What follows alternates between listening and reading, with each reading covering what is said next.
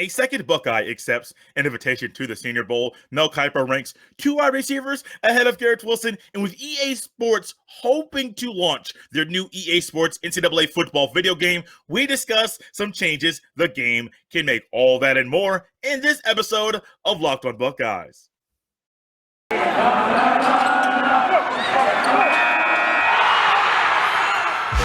You are Locked on Buckeyes, your daily podcast on the Ohio State Buckeyes.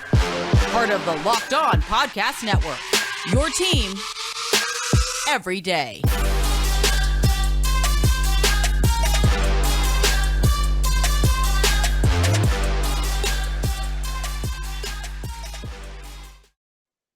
What's up, Buckeye fans? Welcome back to another episode of Locked on Buckeyes for the Locked On Podcast Network. I'm your host, Jay Stevens, also the host of the Jay Stevens Podcast. It is Friday, December 10th in the year 2021, and today's episode is brought to you by NetSuite. NetSuite is the #1 cloud financial system to power your growth. Head to netsuite.com/LockedOnNCAA for special end-of-year financing on the #1 financial system for growing businesses. I would also like to thank every person out there for making Locked On Buckeyes their first listen of every single day. Bowl season begins December 17th, goes all the way through the beginning of January. The national championship is on the second Monday in January, and shortly after that, you will have bowl games or showcase events for players that are draft eligible that will be entering the NFL draft in April, where they can showcase their skills in front of more NFL scouts than they probably did throughout any game they played during their collegiate career. NFL scouts, NFL executives, head coaches, really it's people that want to get their eyeballs on these players. They will flock to where these games are being played, flock to where the practices are being held to see more of these individuals and to just get their eyeballs on them and to talk to them face to face. The East-West Shrine Bowl is one that I used to watch all the time when I was a youngster. Now the Reese's Senior Bowl is one that grabs my attention more so now as I get older. Jeremy Ruckert became the first Buckeye player to accept an invitation to the Senior Bowl, the Reese's Senior Bowl. That was on November 27th. Just a day ago, Tyreke Smith became the second Buckeye to accept an invitation to the Reese's Senior Bowl. The Senior Bowl is a game that is for players that have used all of their collegiate eligibility. They can't go back to college anymore, and instead of being a professional or something outside of sports or playing a sport, they want you to say, hey, I played college football. How about I try playing professional football as well? And playing in the Reese's Senior Bowl, it's a great way to get more eyeballs on you. The Reese's Senior Bowl has been around since 1950, and the Buckeyes have had numerous players play in the game. Just last year, Trey Sermon, Tuff Borland, Baron Browning, just to name a few. I want to say Pete Werner was there as well, just to name a few Buckeyes that were there just a year ago. Every single year, they announce an MVP in the game. Ohio State has only had one MVP in the game. It's Bobby Hoying in 1996. There's some MVPs over the past few years. I'm sure you'll recognize some of these names. Last year, Kellen Mond from Texas A&M. 2020, Justin Herbert from Oregon. 2019, Daniel Jones from Duke. Kyle Lauletta from Richmond. In 2018, Davis Webb from Cal. Some players from the Big Ten that were MVPs in this game: Amir Abdullah from Nebraska in 2015, Brandon Graham from Michigan in 2010, Tony Hunt from Penn State in 2007, Larry Johnson in 2003 from Penn State as well, son of Larry Johnson, current coach at Ohio State. Then also, I'm going to stop right here, Antoine Randall from Indiana in 2002. Tyrik Smith, I believe this is a perfect opportunity for him to showcase his skills. Tyrik Smith has been a player that he has never played in every single game he can play in during any college season. Injuries, sometimes last year was due to COVID and cancellations, but he has never played in every game. And so for him, he has tape, but his injuries have hurt him. Even this year, when the Buckeyes played 12 games, a full, complete regular season, Tyrik Smith only played in 9 games. Totaled 25 tackles, 5 tackles for loss, 3 sacks. The 5 tackles for loss and 3 sacks ties a season high that he had in 2019. I thought those were going to be career season highs for him. No, 2019, Tyrik Smith played in 8 games, 12 tackles, 5 TFLs or tackles for loss, and 3 sacks as well. Also, in 2019 and 2021, he also had 2 pass breakups. This year, he did cause one.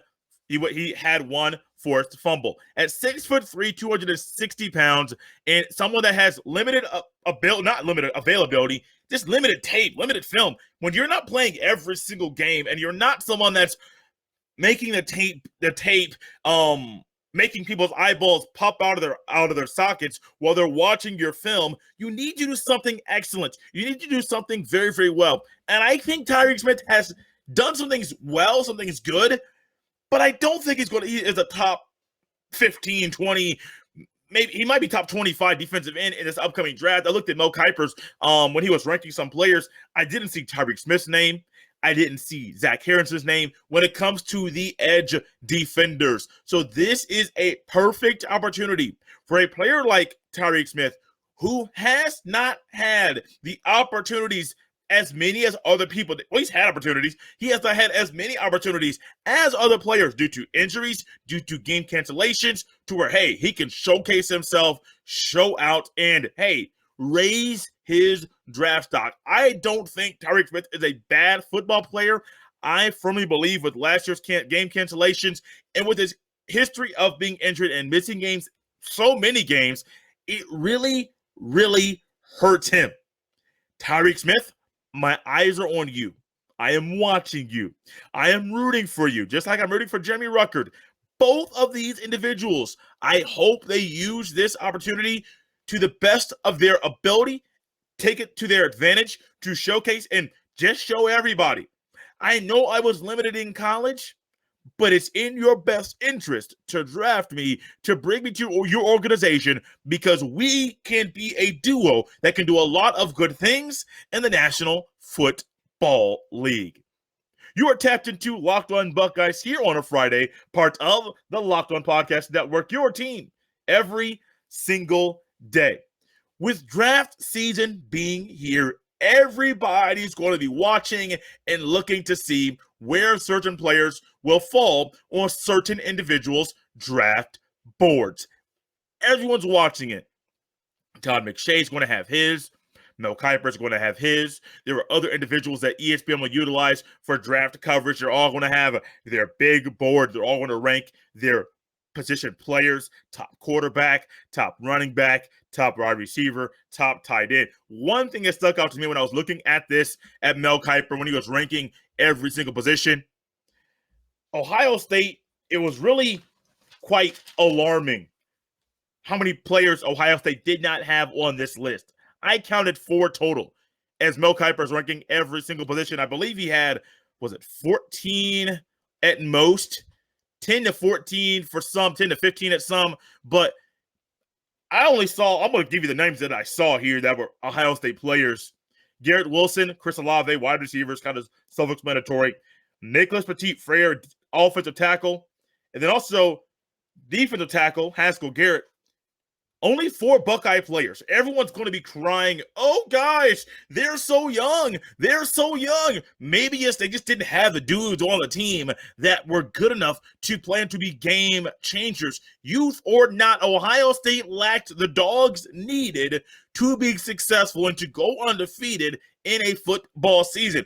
There's more to it, but if you ain't got dogs, it's going to be hard to be successful. It's going to be hard to win a national championship.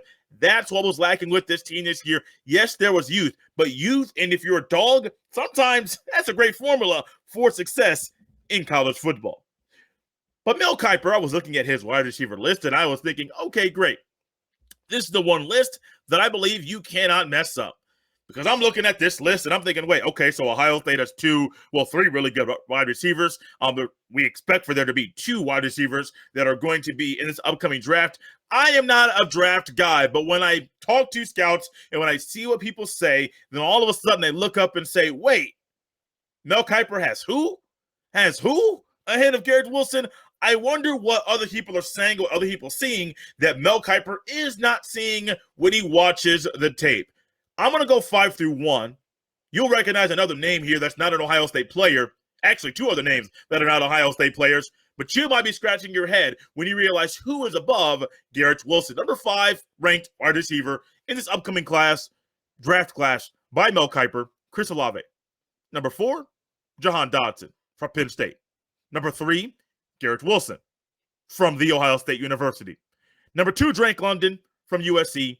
Number 1, Jameson Williams from Alabama. I think Jameson Williams transferring to Alabama and taking advantage of the opportunity. I think that was an amazingly wise decision that he made to be featured. He wasn't going to be featured at Ohio State. I mean, there's three wide receivers, and who is the best one? I know who the best one. Who is the second best? That may be up to debate. You may say Olave, you may say Smith and Jigba. That's up for you to debate. That's a very subjective type of thing for people to debate as of right now. Hey, it could be Smith and Jigba to some. It could be Olave to some. The numbers say one thing. Your eyeballs may say something different than what the numbers say. But as I look at this, let's go to the quick number test to see what Mel Kiper is saying via the numbers. And then let's see if that really stacks up. I don't think there are 2 better receivers than Garrett Wilson in college football. I personally would not take Jameson Williams over Garrett Wilson. I have seen more tape of Garrett Wilson. I have seen more of what Garrett Wilson can do on the football field. Jameson Williams was amazing for Alabama's offense, but I don't believe he's a better wide receiver, pro prospect, than Garrett Wilson. Remember, this is pro prospects, not so much better wide receiver, but better pro prospect who translates better to the National Football League. By the numbers, Jameson Williams this year, 68 catches, 1,445 receiving yards, 15 touchdowns, 21.3 yards per reception. Drake London, USC wide receiver, 88 catches, 1,084 receiving yards, 12.3 yards per reception, 7 touchdowns on the season. Garrett Wilson, you're up next, because my computer is going just a tad slow. 70 catches, 1,058 receiving yards, 15.1 yards per reception, and 12 touchdowns. Jahan Dotson, Penn State wide receiver, still slow, very slow computer today. I'm not sure what is going on. 91 receptions, 1,182 receiving yards, 13.0 yards per reception, and 12 touchdowns. You're seeing these numbers are quite similar. Some have more receptions. Some might have slightly more yards. Jameson Williams has a lot of touchdowns. Chris Olave's numbers are the worst of all 5 of these individuals. 65 receptions, 936 receiving yards, 14.4 yards per reception, 13 touchdowns. I do believe that Chris Olave will go over, if he plays in the Rose Bowl, which I hope he does, he will go over the 1,000 yards receiving mark on the season. And I do believe that'll be 3 wide receivers that Ohio State has on their team currently that'll go over 1,000 receiving yards in the season. From what I have seen from Garrett Wilson, I don't think there are 2 wide receivers that are better than him in college football. I am not knocking Drake London. I just don't believe. Based off Garrett Wilson's ability to beat you pre-snap, slightly after the snap, mid-route, at the top of the route, he can go up and get the ball. He can eyeball it, and when the ball is, he can catch badly placed balls. I am not sure that there's a better wide receiver in college football than Garrett Wilson. For Chris Olave, I firmly understand why there are wide receivers that are outside of Ohio State that are ranked higher than him in this upcoming draft. Chris Olave, his frame, I firmly believe, is going to hurt him at the next level. Now, I'm not saying he's not going to start at the next level. I just think that the guys above him might first. Now, I don't know if Jameson Williams is going to be a number 1 receiver in the NFL draft. I do believe Garrett Wilson is a number 1 receiver day 1 in the NFL. Jahan Dotson probably might start as a wide receiver 2, depending on the situation that he goes to. I think Olave is a second wide receiver in the NFL. He can play slot, he can play outside, which is a great ability to be that versatile as an incoming receiver in the National Football League. But Garrett Wilson, to me, is a wide receiver one, day number one, and it's because of his elite route running. Even if you take away his ability to go up and just get the ball, I mean, I am still marveled by that catch that he had against Clemson in 2019, where that man just went up. Seemed like he was never coming down. That's what I thought when he went up for that ball. We're going to have Ryan Robertson from RiseandDraft.com, an NFL scout that's been on numerous times since I have hosted this podcast. Him and I are going to have fun talking about Garrett Wilson and talking about what Garrett Wilson brings to the table for a National Football League team. I may even bring up what Mel Kiper ranks, what Mel Kiper says, and says, hey, man, now that's Mel Kiper's list, not Ryan Roberts' list. But there's a lot of times that Ryan has been right and Mel Kiper has been wrong. One has been doing it for a very, very long time. One's lesser known, but sometimes the lesser known individual is somebody that is more accurate than not. For you to tell me there are two wide receivers that are ranked higher than Garrett Wilson, I can't wait to hear Mel Kiper's explanation for this ranking. Yes, with rankings coming out in December, there will be time to alter the ranking to make it fit your final assessment of these players before the draft starts in the spring of next year. Garrett Wilson, Chris Olave, can't wait till they're pros. But, buddy, I said it once.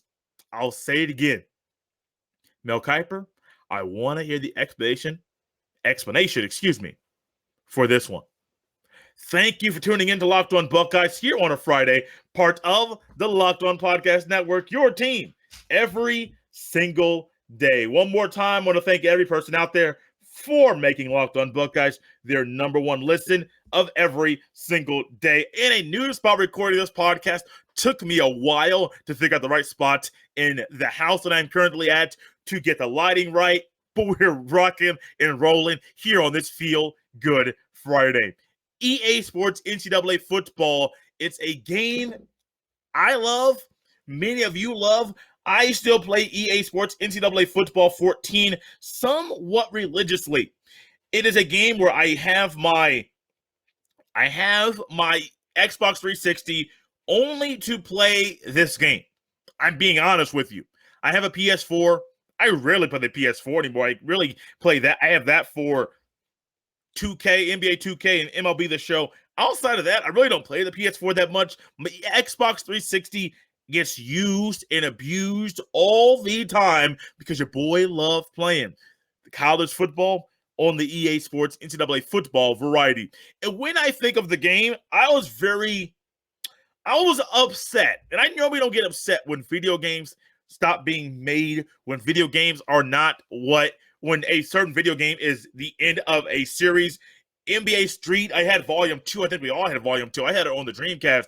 And baby, let me tell you, that game, when that game came out, I played that one all the time. I played it and played it and played it and played it and played it and played it and played it and played it some more. That's how much fun it was. EA Sports NCAA Football 14, I have a dynasty out. I'm able to download and upload new rosters. Since they're not coming out with new video games, people have been smart enough to upload new rosters so you could download them and play with players that are currently playing every single Saturday. Yes, I have a game with CJ Stroud, Travion Henderson, Garrett Wilson, Denzel Burke, all of them. Now, Burke's rating is lower because nobody realized he was going to be this good as soon as he stepped on the field week number 1. So his ranking is lower, but I can't wait till next year when they get out updated rosters again, because I'm going to be playing with the Ohio State Buckeyes, update that bad boy every single year. Brandon Marcello from 247 Sports, he ended up tweeting out that EA Sports is aiming to launch its new college football video game in the summer of 2023. Quote, "That's the hope," end quote, says Corey Moss, CEO of Collegiate Licensing Company. That's the hope, huh? I remember talking about this when they first announced that they would come back out with the game, and I projected and said 2022 is a realistic time period for them to come back out and to make the game. Now, I don't know what goes into making a video game. I'm sure they might be making it and starting from scratch, because a lot of the old things that they had, they may have parted ways with them and gone away with the old way of making the games. So they could be making them from scratch. If they are, or if they are not, if they're just perfecting it and taking all the time in the world to perfect the game, there were things that when I play the game I love. There are additions to the game that I think would improve the gameplay and the overall experience that you and I have when playing EA Sports NCAA Football. One of the changes I think that is going to have, now this one is there, but it's not like it is now in present day. The transfer portal, I think, is a great and added change or addition to the video game. Currently on the video game, there's a transfer system, but you don't pick but players tell you at the end of the season, hey, I want to transfer. A lot of them you cannot talk into staying, which is real life. You can talk them into staying, or they can say, hey, I'm just going to go on and transfer. But once they're in the transfer portal, you can't go out and pick your own players. What you do is players go to the transfer portal, and then the next thing you know, they get the transfer request. People request to come to your school. Well, if you're really, really, really, really, really, really, really good, and if you're recruiting at an elite level, you're not going to get many guys to request to come to your team, because they're realizing, if I transfer as a sophomore, or if I'm a junior college, or if I transfer as a freshman, a redshirt freshman, I transfer to the Ohio State, and they're recruiting at an elite level, there's a good chance I'll never, ever, ever get on the field outside of special teams. That's it. And so the transfer portal, with the way it is present day, I think there's going to be tweaks over the next couple of years, because I'm not a fan of the portal. I think that there are good and bad things that are going on with the portal. I'm just not on board with the way that the portal is right now.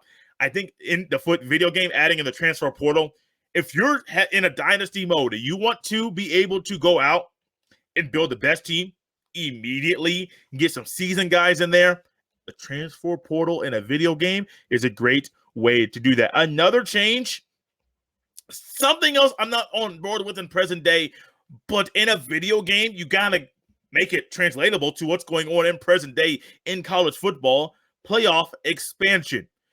One thing I will not state is to be able to transfer and move conferences. You could already have conference realignment in that. You can even change the bowl tie-in system as far as who goes to what bowl. But playoff expansion, and when it comes to playoff expansion, make your own.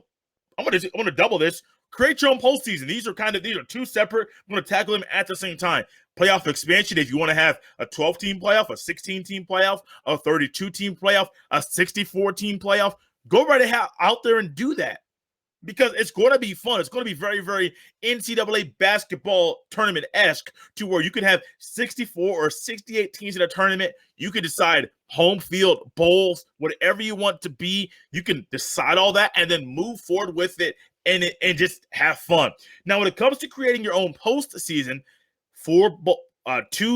two game, 4 game, 6 game, 8 game, but also playoff expansion by number.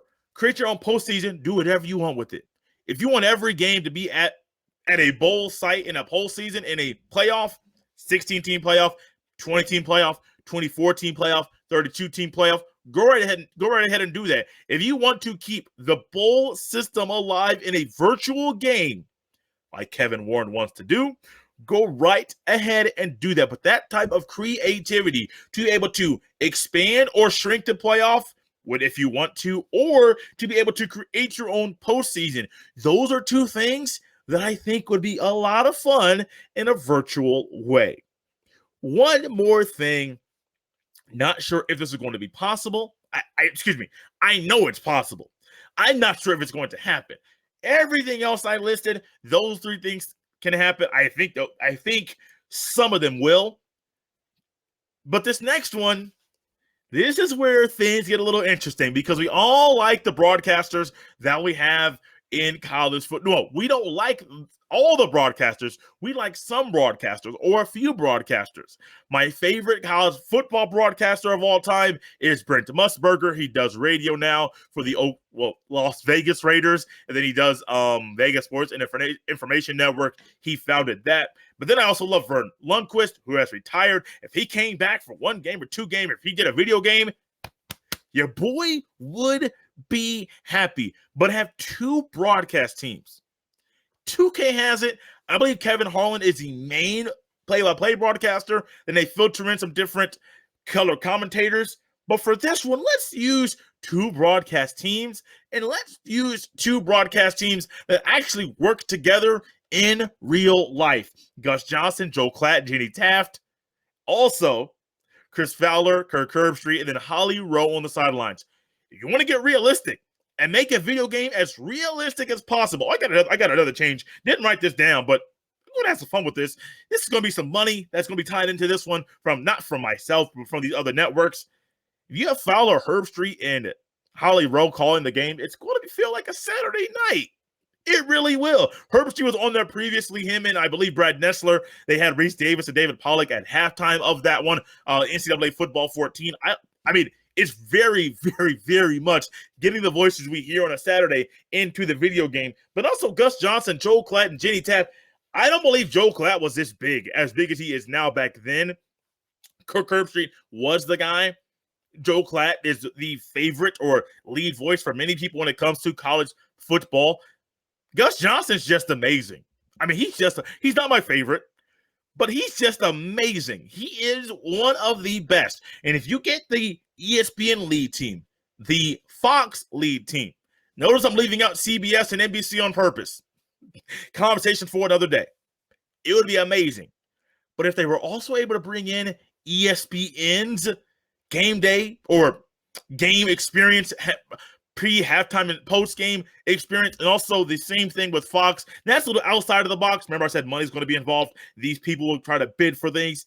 It was all ESPN previously, but if they get some ESPN, if they get some Fox money, whoever CBS lines up with after the SEC contract runs out, whoever CBS, even if they get Brad Nessler and Gary Danielson to do the CBS game of the week, make it as realistic as possible. When you have all this time before you're launching your new video game, a lot of these things, broadcast-wise, that I'm talking about, they can actually happen.